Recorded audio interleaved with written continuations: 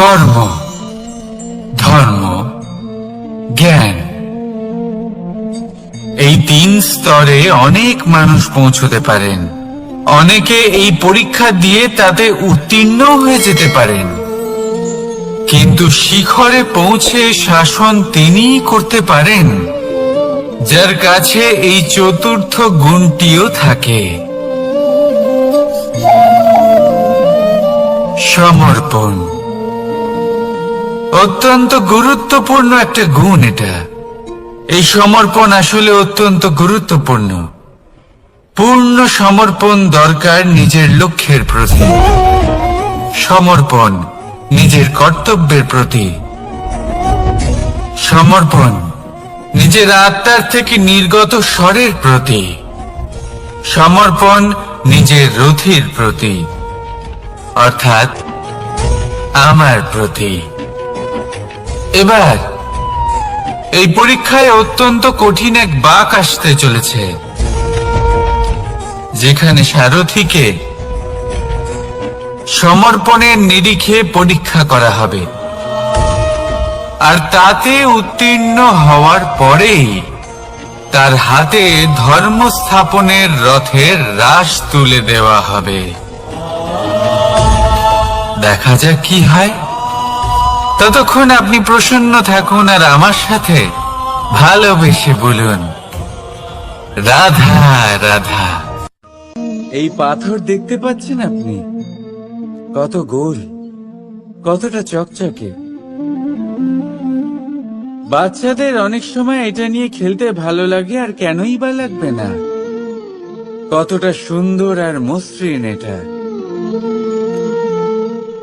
কিন্তু আপনি কি কখনো ভেবে দেখেছেন এই পাথর আগে কি ছিল? কোনো বিশাল আকার পর্বত, কোনো বিশাল আকার পাথরের একটা বড় ভেঙে যাওয়া অংশ বিশেষ, যেটা কোনোভাবে নদীতে পড়ে নদীর ধারার সাথে বইতে থাকলো, মাটির সাথে ঘর্ষণ হলো, বালির কণার সাথে ঘর্ষণ হতে থাকলো, আর তারপর ধীরে ধীরে এই আকার পেল। এবার আমরাও এই পাথরের মতোই। তাই মনে রাখবেন, আপনার ব্যক্তিত্ব, আপনার এই স্বরূপ ঈশ্বরের দেওয়া কখনোই নয়। হ্যাঁ, প্রকৃতি অবশ্যই আপনাকে জন্ম দিয়েছেন, কিন্তু আপনি নিজে নিজের ব্যক্তিত্বের রচয়িতা, আর আপনি তা রচনা করেন কঠিন পরিস্থিতির মুখোমুখি হয়ে, সংকটের ধারা পার করে। তাই আপনিও এই পাথরের মতো নিরন্তর চেষ্টা করতে থাকুন, নিজের অস্তিত্ব বজায় রাখুন, এই অস্তিত্বকে মহান করতে থাকুন, আর আমার সাথে ভালোবেসে বলুন, রাধা রাধা। দেখতে গেলে এই সংসার বড়ই সুন্দর, কিন্তু আসল সত্যি এটাই যে সংসারে সবকিছু নশ্বর। যেটা কাল ছিল তা আজ নেই, যা আজ আছে তা কাল ছিল না, আর যা আজ আছে তা কালও থাকবে না। প্রত্যেক মানুষকেই যথাসময়ে কালের কাছে মাথা নত করতে হয়। এই রূপের বিনাশ করে বার্ধক্য, প্রাণের বিনাশ করে মৃত্যু, আলস্য, ঈর্ষা ধর্মের বিনাশ করে, আর ক্রোধ বিনাশ করে সম্পর্কের। কিন্তু এরকম একটা অনুভূতি আছে যা একাই সমস্ত গুণ বিনাশ করতে সক্ষম হয়, আর সেটা হলো অহংকার। তাই জ্ঞানকে নিজের কাছে আসতে দিন, কিন্তু অহংকারকে কখনোই নয়। কারণ যদি এই অহংকার আপনার কাছে চলে আসে, তাহলে জীবনে যা কিছু আপনি অর্জন করেছেন, তা সে গুণ হোক বা হোক ধন, সে বন্ধু হোক বা হোক আনন্দ, সবকিছু শেষ হয়ে যাবে।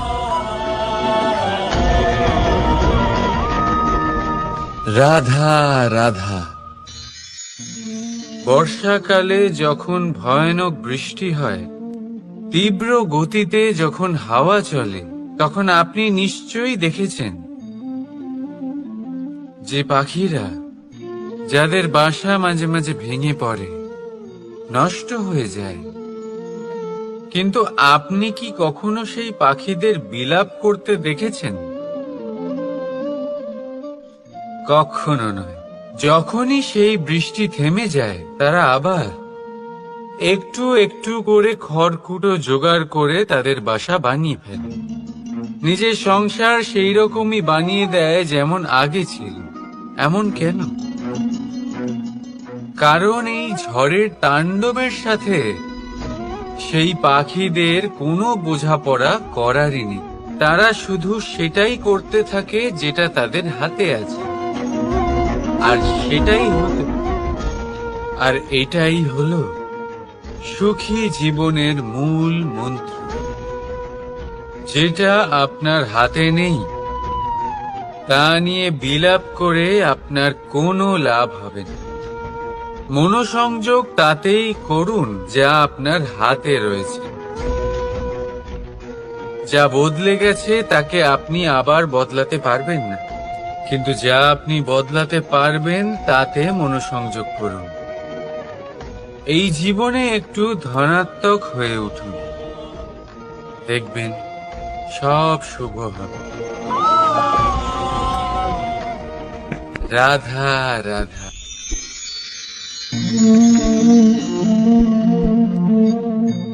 ছোটবেলায় একটা জিনিস আমি কখনো বুঝে উঠতে পারিনি। আমি সবসময় আশ্চর্য হয়ে থাকতাম যে এটা কি করে সম্ভব হতে পারে।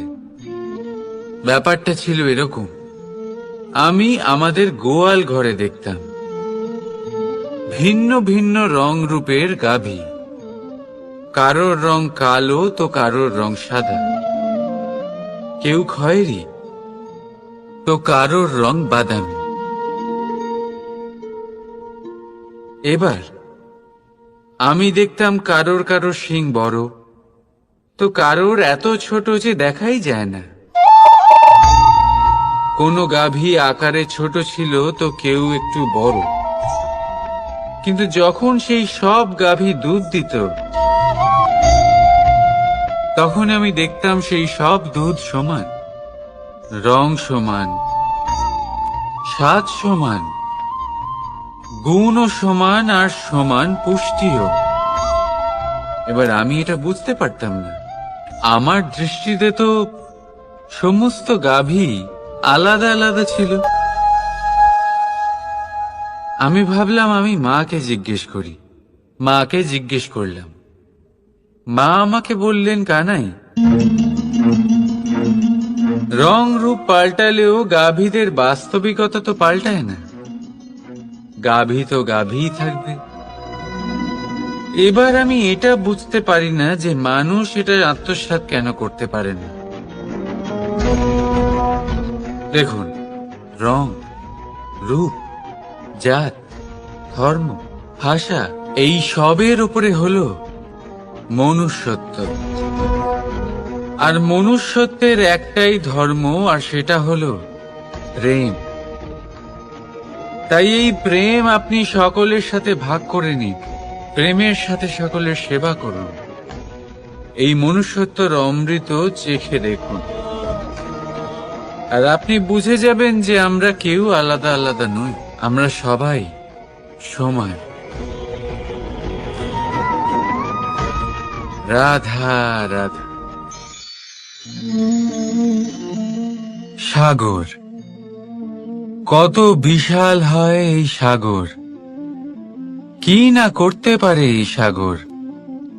এক মুহূর্তের মধ্যে সব ধ্বংস করে দিতে পারে, প্রলয় ডেকে আনতে পারে, সংসার মুছে ফেলতে পারে। এই সাগর জীবন জ্যোতি নিভিয়ে দিতে পারে। কিন্তু এই সাগর যা মেটাতে পারে না, তা হলো একজন তৃষ্ণার্তের তৃষ্ণা। অন্যদিকে এই ঘোড়া, যা এতটাই ছোট যে গোপিনীরা একসঙ্গে অনেকগুলো নিয়ে চলতে পারে, কিন্তু এই ছোট ঘোড়া অনেকের তৃষ্ণা মেটাতে পারে। এবার বলুন, জল সাগরেও আছে, আবার এই ঘোড়াতেও। তাহলে পার্থক্য কোথায়? এখানে পার্থক্য হলো তাদের আচরণের মধ্যে। একজন মাটির মধ্যে মিষ্টি জল ধরে রাখে, তো আরেকজন নিজের নোনা জলের আঘাতে যে কাউকে মাটিতে মিশিয়ে দিতে পারে। আপনি কি হতে চাইবেন? সাগরের নোনা জল হয়ে কারোর আশা চূর্ণ বিচূর্ণ করে দিতে, নাকি মিষ্টি জলের ঘোড়া হয়ে কারোর তৃষ্ণা মেটাতে? সিদ্ধান্ত আপনার। রাধা রাধা। কতবার এমন হয়, আপনি কোনো কাজ করার জন্য কাউকে দায়িত্ব দেন, কিন্তু সেই ব্যক্তি সেই কাজ সম্পন্ন করতে পারে না, অসম্পূর্ণ রেখে দেয়, অথবা ঠিকভাবে করতে পারে না। এবার এই পরিস্থিতিতে কি হয়? আপনি ক্রুদ্ধ হয়ে যান, তার উপরে আপনি রেগে যান, তাকে তিরস্কার করেন, আর তারপরে সেই কাজ সম্পন্ন করতে আপনি নিজেকেই নিযুক্ত করেন, আর শেষ পর্যন্ত সেই কাজ সম্পন্ন হয়েই যায়। এবার এই বিষয়ে সমস্যা সেই ব্যক্তির চেষ্টায় নয়, সমস্যা আপনি যে সেই ব্যক্তিকে ভরসা করলেন তার ছিল। আমরা অন্যের প্রতি ভরসা করাকে প্রথম পদক্ষেপ বানিয়ে, আর নিজের উপরে বিশ্বাসকে শেষ সম্বল। কিন্তু তার বদলে এটাই হওয়া উচিত যে নিজের উপরে ভরসাকে আমরা প্রথম পদক্ষেপ বানাই, তাকে নিজের সহায় মানতে হবে। যদি আপনি এমন করেন, তাহলে পরিণাম আরো সুখকর, আরো আনন্দদায়ক হবে। তাই মনে রাখবেন, এই সংসারে আপনার সবথেকে বড় ভরসা আর কেউ নেই। এই সংসারে আপনার সবথেকে বড় রক্ষাকর্তা আর কেউ নেই, বরং আপনি নিজেই। রাধা রাধা। আসুন আপনাকে একটা প্রশ্ন করছি, সোনা আর লোহার মধ্যে তফাৎ কি? এবার বেশিরভাগ লোকের উত্তর এটাই হবে যে সোনা বহুমূল্য, সোনার মূল্য লোহার থেকে অনেক বেশি। এটা ঠিক, কিন্তু আমাদের এটা ভোলা ঠিক হবে না যে সোনা আমাদের সাজগোজের কাজে লাগে, আমাদের আরো বেশি সুন্দর দেখায়। অন্যদিকে লোহা সেই সৈনিকদের ঢাল ও তলোয়ার হয়ে তাদের রক্ষা করে, যারা আমাদের প্রাণকে রক্ষা করেন। এই সৈনিক না থাকলে আমাদের প্রাণও থাকবে না। এবারে বলুন, সোনার মূল্য বেশি হওয়াতে কি লোহার মূল্য কমে যায়? কখনোই না। ঠিক সেইভাবে এই জীবনে আপনি যতই চেষ্টা করুন, কিছু না কিছু এমন থেকে যাবে যা আপনি কখনোই পাবেন না, আর সেই কারণে নিজেকে অক্ষম মনে করা অনুচিত। হতে পারে আপনার কাছে সেই গুণ আছে যেটা সংসারে আর কারোর কাছে নেই। সেই গুণটাকে চিনুন, সেটাকে বাড়ান, আর সেটাকে ব্যবহার করুন। তাই মনে রাখবেন, সংসারে প্রত্যেকটা ব্যক্তি বিশেষ হয়, আর এই সংসারে সবাই সবকিছু পায় না। নিজেই দেখে নিন, সোনাকে যে দোকানে সাজিয়ে রাখা হয়, সেই দোকানের তালা লোহা দিয়ে তৈরি হয়। রাধা রাধা। সংসারে সব থেকে বেশি দামি কি, সব থেকে বেশি মূল্যবান কি?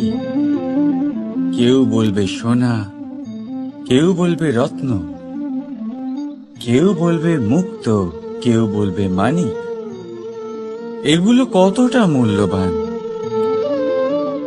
ধরুন, কিছু সোনার মুদ্রা দিয়ে আমরা মুক্ত কিনতে পারি, কিছু মুক্ত দিয়ে একটা মানিক, কিছু মানিক দিয়ে কিনতে পারি একটা হিরে। কিন্তু এই জগতের সমস্ত ধন খরচ করেও একটা জিনিস আমরা কিনতে পারবো না, আর তা হলো একটা মুহূর্ত। কি হলো? সত্যি সামনে এসে গেল। সত্যি হলো এটাই যে জগতে সব থেকে বেশি মূল্যবান সময়, সেই সময় যেটা আমরা এমনি নষ্ট করে দিই অকাজে, কখনো কোনো আশাতে, কখনো শোক করে, কখনো ঘটে যাওয়া দিনের কথা ভেবে, তো কখনো ভবিষ্যতের চিন্তাতে। এই সময়ের সদ্ব্যবহার আমাদের করা উচিত। এই সময়ের সদ্ব্যবহার করে আমাদের ধন অর্জন করা উচিত, মহান কাজ করা উচিত, আমাদের ব্যক্তিত্বকে উদার করা উচিত, ভালো কাজ করা উচিত, সকলের সাথে আনন্দ ভাগ করা উচিত। যদি আমরা এই সংসার থেকে চলেও যাই, তাহলেও সময় আমাদের যেতে দেবে না, এখানেই স্থিত করে রাখবে, কারোর না কারোর জন্য প্রেরণা হয়ে বা কারোর মুখে কৃতজ্ঞতার হাসি ফুটিয়ে। রাধা রাধা। সূর্য। এই সংসারে সব থেকে বেশি তেজস্বী এই সূর্য, সব থেকে বেশি উজ্জ্বল, সব থেকে বেশি শক্তিশালী। কিন্তু আপনি কি কখনো সূর্যোদয় দেখেছেন? এই শক্তিশালী সূর্য কিভাবে উদয় হয়? লাল রঙের আভার সাথে, সৌম্যতার সাথে, শান্তির সাথে উদয় হয়। কখনো সূর্যাস্ত দেখেছেন? সেই লাল রঙের আভা, সেই সৌম্যতা, সেই একই শান্তি। আর এটাই একজন মহান ব্যক্তিত্বের গুণ। যখন জীবনে উত্থান ঘটে তখনও অহংকার করেন না, সৌম্যতা বজায় রাখেন। আবার যখন জীবনে ক্ষতি হয় তখনও সৌম্যতা বজায় রাখেন। যদি আপনিও চান সূর্যের মতো আপনি সম্মান পাবেন, তাহলে সূর্যের মতন হন। যখন জীবনে আনন্দ আসে, কুশল আসে, তখন সীমা লঙ্ঘন করবেন না। যখন জীবনে দুঃখ আসে, কষ্ট আসে, বিনাশের পথে অগ্রসর হবেন না। সৌম্য থাকুন, শান্ত থাকুন, সূর্যের মতো চকচক করতে থাকুন। কারণ সব মুহূর্তের মতোই এটাও একটা মুহূর্ত। তাতে আপনি আনন্দ লাভ করুন বা পান দুঃখ, এই মুহূর্ত অবশ্যই চলে যাবে। রাধা রাধা।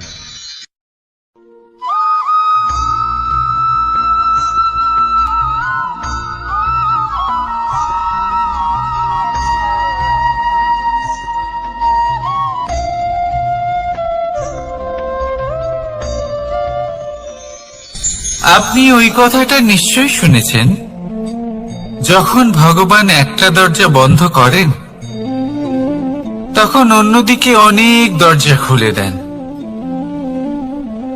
এবার এই দরজা, এই সমস্ত পথ আমরা দেখতে পাই না, অনেক সময় আমরা বুঝতে পারি না, হারিয়ে যায় সব। কখনো কখনো মনে হয় যে এই কথাটাই মিথ্যে, কিন্তু আসলে তা তো নয়। তাহলে হারিয়ে যায় কেন? কারণ আমরা সময় নষ্ট করি এই দরজার দিকে তাকিয়ে থেকে। ভাবি এই বুঝি দরজা খুলবে, এবার দরজা খুলবে। অপেক্ষা করতে করতে আমরা অনেক সময় নষ্ট করে ফেলি। এত সময় নষ্ট করি যে আমরা দেখতে পাই না, খুঁজে পাই না সেই সমস্ত দরজা আর পথ যা আমাদের জন্য খোলা রয়েছে।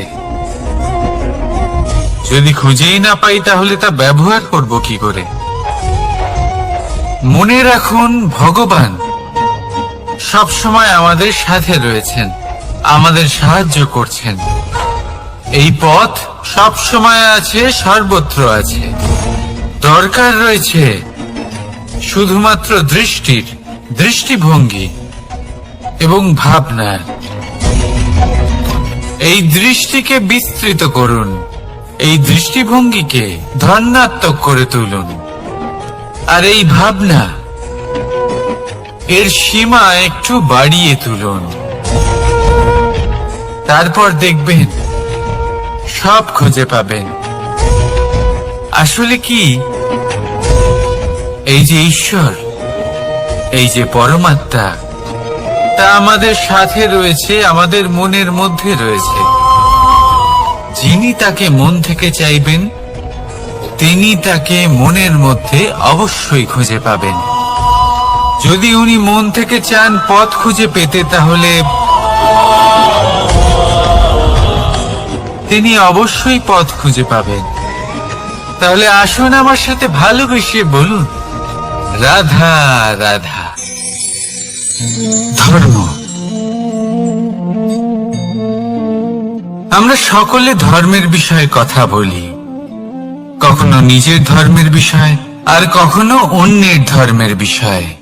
কখনো আমরা অধর্ম দেখলে সেই বিষয়ে কথা বলি। অনেক রকম আলোচনা হয়, কিন্তু এই ধর্ম আসলে কি, সেটা কি কেউ বোঝে? যদি আমি আপনাকে উত্তর দিই, এই উত্তর সরল। ধর্ম হলো তাই যা মানুষকে অন্য মানুষের সাথে, সমস্ত বিশ্ব সংসারের সাথে আনন্দ সহকারে বাঁচতে শেখায়। সেই জন্য আপনি যদি কখনো কোনো ধর্মীয় স্থানে যান, সেই ধর্মীয় স্থানে গিয়ে আপনার শান্তির অনুভূতি হয়, তাই না? কিন্তু দেখুন, ধর্মের জ্ঞান থাকলেই সেই মানুষ ধর্মের পথে চলতে পারবে এমন কোনো কথা নেই। অনেক সময় সম্পর্কে যখন সংঘর্ষ বেড়ে যায়, তখন ইচ্ছের জন্ম হয়, ক্রোধের জন্ম হয়, অহংকারের জন্ম হয়, আর তারপর বিনাশ হয়ে যায় এই ধর্মের। সেই জন্য দ্বিতীয় সব থেকে গুরুত্বপূর্ণ গুণ যা আমার সারথীর মধ্যে থাকা উচিত, তা হলো ধর্মবীর হওয়া। এবার দেখতে হবে সেটা এই যে কে হবে সেই ব্যক্তি যিনি এই স্বয়ম্বরে নিজের ধর্মে অটল থাকবেন।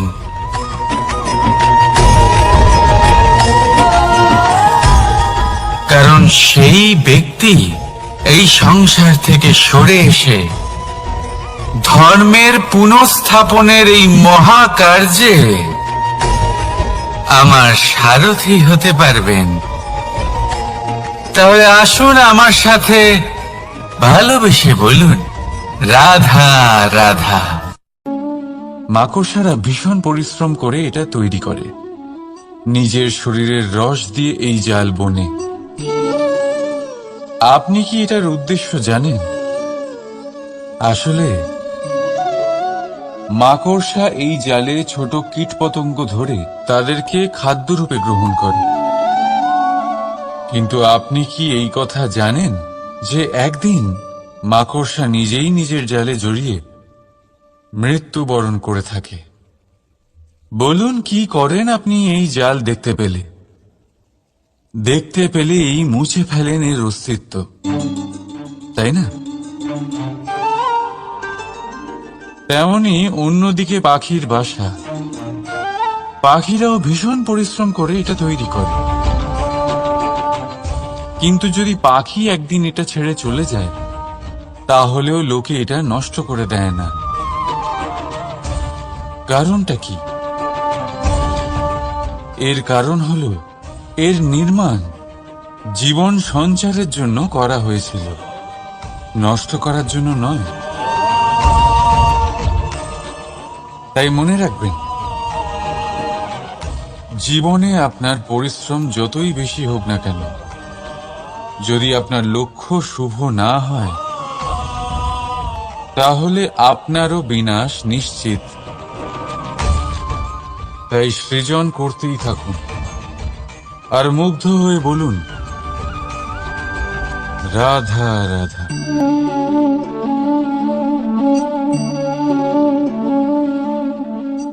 আপনার কি মনে হয় আমি কি করছি? আপনি বলবেন আমি প্রদীপ জ্বালাচ্ছি। সঠিক, কিন্তু প্রশ্ন হচ্ছে যে আমি কি আপনাকে বলেছি যে একে প্রদীপ বলা হয়? না। এই প্রদীপ কি নিজেই নিজের পরিচয় আপনাকে দিয়েছে? না। তাহলে আপনি কি করে জানলেন যে একে প্রদীপ বলা হয়? উত্তর হচ্ছে প্রকাশ, যে স্বয়ং জ্বলে অন্ধকারের মধ্যে সংসারকে পথ দেখায়, সেটাই প্রদীপ। যা নিরাশার মাঝে আশার আলো প্রদর্শন করে, সেটাই প্রদীপ। অপর দিকে আছে সাপ, যাকে না দেখেও তার ফনার আওয়াজ শুনেই লোকে ভয় পেয়ে যায়। তার মানে ব্যক্তির পরিচয় তার কর্মের দ্বারা পাওয়া যায়। তাই আপনার এটা বলার প্রয়োজন নেই যে আপনার পরিচয় কি। এটা আপনার কর্মই নিশ্চিত করবে যে লোকে আপনাকে প্রদীপ ভেবে ভালোবাসবে নাকি সাপ ভেবে ভীত হয়ে থাকবে। রাধা রাধা। সময় কত বিচিত্র হয়। সময় আমাদের পক্ষে থাকলে আমরা নিজেদের রাজা মনে করে নিই, আর সেই সময় যদি বিপক্ষে চলে যায়, তাহলে নিঃস্ব হতে সময় লাগে না। তাই মানুষের একটা অভ্যেস আছে, খারাপ সময়ের জন্য কিছু সঞ্চয় করা। আত্মীয়, বন্ধু খারাপ সময় পাশ থেকে সরে যায়। যশ, মান প্রতিকূল সময় চিরস্থায়ী হয় না। তাই মানুষ মনে করে অর্থ সঞ্চয় করাই শ্রেয়। অর্থের কোনো হৃদয় নেই যা সময়ের সাথে পরিবর্তিত হবে। সংসার বলে সর্বদা অর্থ সঞ্চয় করতে থাকুন। খারাপ সময়ে অবশ্যই কাজে লাগবে, কিন্তু আমি বলবো শুভ কর্ম করতে থাকুন, আনন্দে থাকুন, নিজের ওপর আর ঈশ্বরের ওপরে বিশ্বাস রাখুন। খারাপ সময় কখনো আসবেই না। রাধা রাধা। প্রকৃতি মানুষকে এক বিশেষ শক্তি দিয়েছে, অন্য জীবের থেকে বেশি শক্তি দিয়েছে। স্মরণ শক্তি। এই শক্তি মানুষকে অন্য জীবের থেকে ভিন্ন করে, ইতিহাস রচনা করার প্রেরণা দেয়, জ্ঞানকে বংশানুক্রমে এগিয়েও নিয়ে যায়। আর যারা ভুলে যান, অধিকাংশ সময় তারা উপহাস আর দয়ার পাত্র হয়ে যান। কিন্তু এটাই কি প্রকৃত রূপে সত্য? না। এই স্মরণ শক্তি মানুষের বিকাশে সব থেকে বড় বাধা হয়ে দাঁড়ায়। তার মনকে দূষিত করে দেয়।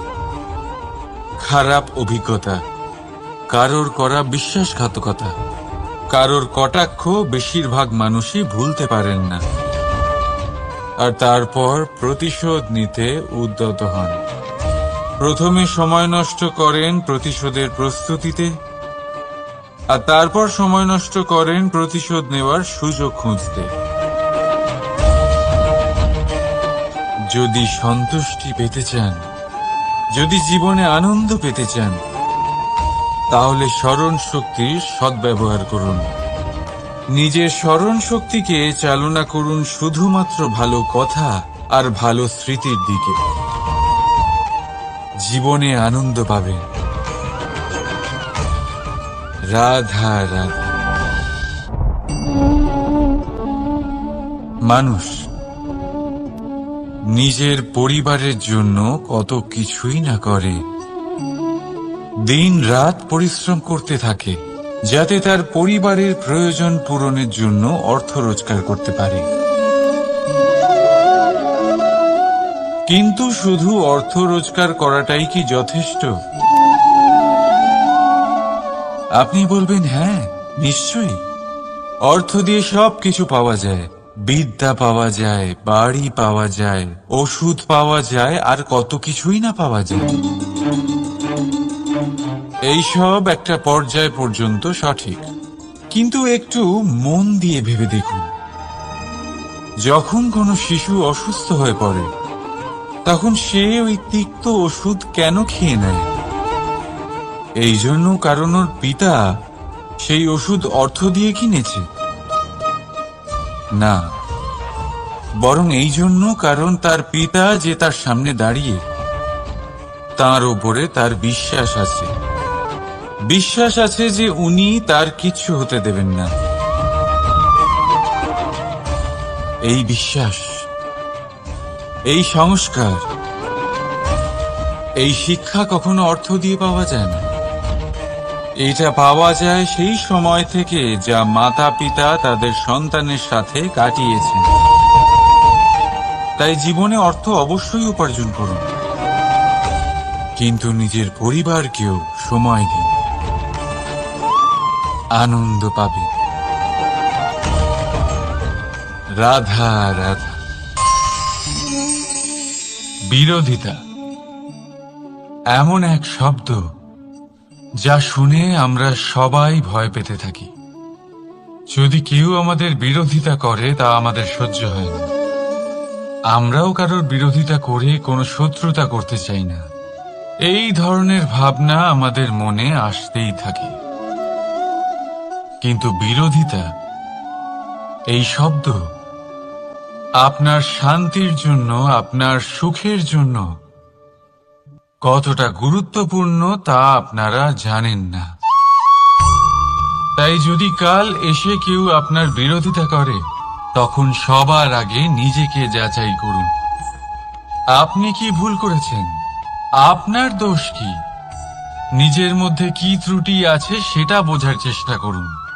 নিজেকে সংশোধন করার চেষ্টা করুন, তারপর দেখুন বিরোধিতার এই আগুন আপনাকে স্বর্ণ থেকে কুন্দন বানিয়ে তুলবে। বলা হয় এই সংসারে খারাপ বেড়েই চলেছে, কিন্তু তার কারণ এ নয় যে খারাপ মানুষ বেড়ে চলেছে। তার কারণ হলো যে ভালো মানুষ, যাদের ভালো চিন্তা, ভালো বিচারধারা আছে, তারা খারাপের বিরোধিতা করতে পারে না। যদি আপনার সম্মুখে কোনো খারাপ কর্ম হয়, তাহলে তার বিরোধিতা করতে সংকোচ করবেন না, কারণ বিরোধিতার এই আগুন মন্দকে পিছুপা হতে অবশ্যই বাধ্য করে। রাধা রাধা। বিশ্বাস, জীবনে বিশ্বাস কতটা গুরুত্বপূর্ণ। একজন স্ত্রী তার স্বামীর হাত ধরে যে কোনো জায়গায় যেতে পারেন, এর কারণ হলো বিশ্বাস। তার নিজের স্বামীর ওপরে বিশ্বাস আছে। যখন একজন মা তার ছোট বাচ্চাকে কোলে তুলে হাওয়ায় ওঠায়, তখন সেই বাচ্চা ভয়ভীত হয়ে যায় না। তার কারণ হলো বিশ্বাস। তার বিশ্বাস আছে যে তার মা তার কিচ্ছু হতে দেবে না। এক বৈদ্যের দেওয়া ঔষধ সন্তান কিছু না বুঝে শুনেই খেয়ে ফেলে, সেই বৈদ্যের জ্ঞানের বিষয়ে তার কোনো ধারণাই থাকে না। শুধু নিজের পিতার উপরে বিশ্বাস আছে যে তার পিতা তাকে খারাপ কিছুই দেবে না। যখন এই সংসারের প্রতিটা বন্ধন বিশ্বাসের উপরে দাঁড়িয়ে আছে, তাহলে কেন এই বিশ্বাসকে আমরা জীবনে আনতে পারি না? আপনি নিজেই দেখুন, এই বিশ্বাস নিজের জীবনে এনে দেখুন, সবকিছু আরো সুন্দর হয়ে যাবে। তাই ভালোবেসে বলুন, রাধা রাধা।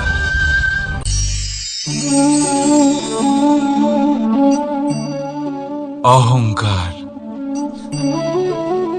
এই শব্দটা সবাই শুনেছেন। বহু মানুষকে আপনি এটা বলতে শুনেছেন যে ওই ব্যক্তির অহংকার আছে, ওই মানুষটির ক্ষমতার অহংকার আছে, ওই ব্যক্তির নিজের রূপ নিয়ে অহংকার আছে, ওই ব্যক্তির নিজের অর্থের অহংকার আছে, ইত্যাদি ইত্যাদি। কিন্তু এই অহংকার, এর অস্তিত্ব হয় কি করে? এবারে একবার এই হাতটা দেখুন। যদি এই হাতের 5 আঙ্গুল উঠে দাঁড়ায়, আশীর্বাদ। আর যদি এই হাতের 5টা আঙ্গুল একসাথে মুঠো হয়ে যায়, শক্তি, সংকটের বিরুদ্ধে ঢাল। কিন্তু এই একটা আঙুল সংকটের কারণ হয়ে দাঁড়াতে পারে। এই একটা আঙুল শত্রুকে আহ্বান জানায়। এবার অহংকার বলে এই শব্দটাই দেখে নিন। আমাদের থেকে আলাদা হয়ে গেলে হয় অহং। অহং অর্থাৎ ব্যক্তির মনে হয় যে সে আপনদের থেকে, নিজের বন্ধুদের এবং সঙ্গীদের থেকে, নিজের পরিবারের থেকে অনেক উপরে, অনেক শ্রেষ্ঠতর সে। কিন্তু মনে রাখবেন, এই অহংকার কোনো ব্যক্তির অস্তিত্বের বিনাশের প্রথম ধাপ। তাই ঝেড়ে ফেলে দিন এই অহংকারকে, আর বিশ্বাস করুন আমাদের ওপর, কারণ তখনই আপনি শান্তি পাবেন। আর সেই শান্তির সাথে বলে উঠবেন, রাধা রাধা।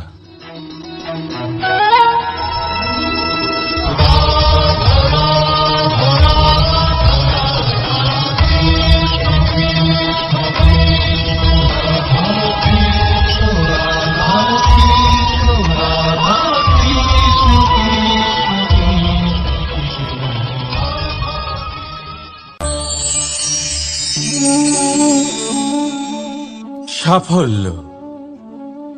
যদি আপনাকে জীবনে সাফল্য পেতে হয়, তাহলে আপনি একাধিক মানুষ পাবেন যারা একাধিক উপায় বলবে আপনাকে সাফল্য পাওয়ার। দীর্ঘ সময় ধরে পরিশ্রম, চেষ্টা, নির্ধারণ, নিষ্ঠা, এই বিষয়ে ভাষণ দিতে থাকবেন। একাধিক রকমের উদাহরণ আপনার সামনে তুলে ধরবেন। কিন্তু আমার এটা মনে হয়, আমরা কেন সেই বিষয়ে কথা বলি না যা মানুষকে অসফল করে তোলে? শুধু দুটো ব্যাপার অসফল হওয়া নিশ্চিত করে। শুধু 2 ধরনের মানুষ বেশিরভাগ অসফল হন। প্রথম তারা যারা ভাবে অনেক কিছু কিন্তু কিছুই করে না। আর দ্বিতীয় তারা যারা অনেক কিছু করতে থাকে কিন্তু ভাবনা চিন্তা না করে। ভাবনা আর কর্ম, এদের মাঝে সামঞ্জস্য রাখা খুব জরুরি। যদি এটা থাকে, তাহলে জীবনে কখনো অসফল হবেন না। রাধা রাধা।